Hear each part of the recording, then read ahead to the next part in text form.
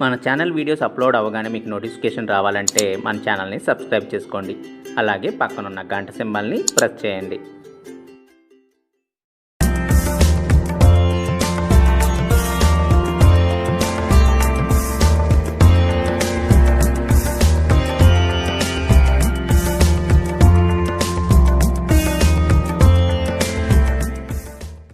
Hi అండి, ఎలా ఉన్నారు? అందరూ బాగున్నారా?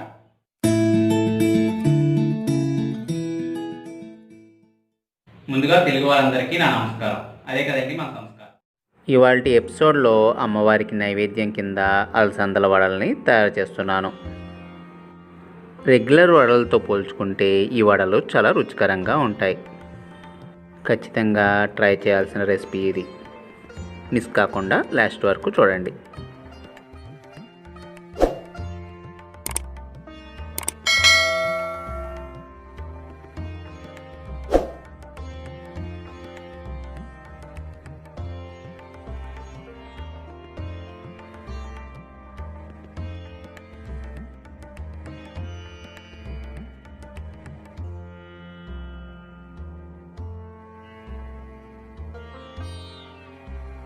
ముందుగా ముందు రోజు రాత్రి 1 కప్పు అలసందలు తీసుకోవాలి.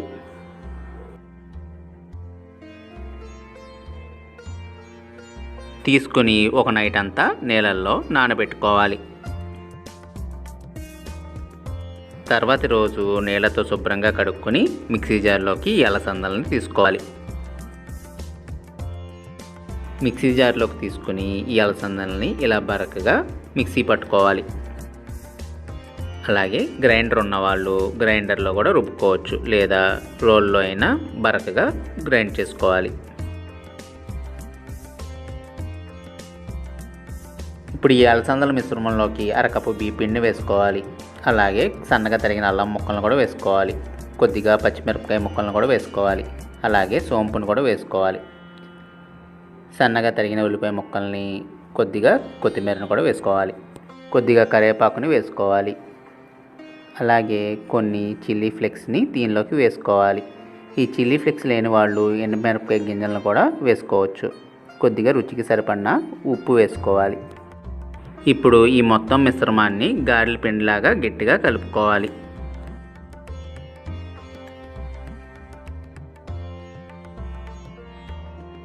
ఈ మిశ్రమంలోంచి కొద్దిగా వడపిండిని తీసుకొని వడలాగా ఒత్తుకోవాలి.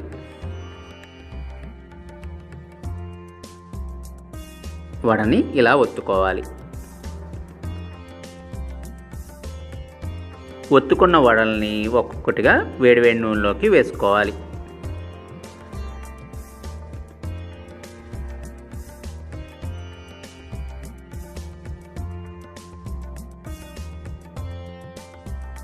ఈ వడల్ని సన్నటి సెగ మీద వేయించుకోవాలి. 2 వైపులా తిప్పుకుంటూ వేయించుకోవాలి.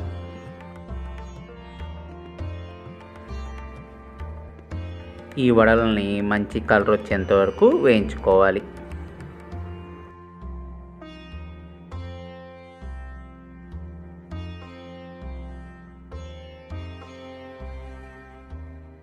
బాగా వేగిన వడలని నూనెలోంచి తీసేసుకొని ఒక ప్లేట్లోకి వేసుకోవాలి.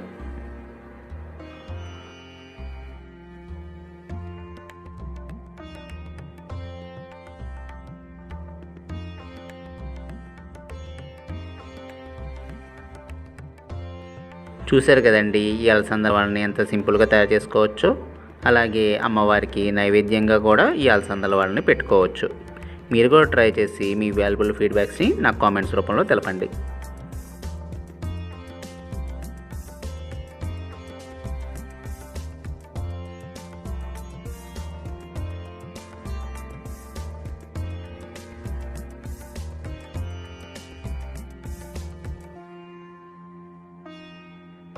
నెక్స్ట్ ఎపిసోడ్లో నేను అమ్మవారికి నైవేద్యం కింద గుళ్ళో తయారు చేసే కట్ పొంగల్ని తయారు చేస్తున్నాను. మిస్ కాకుండా చూడండి.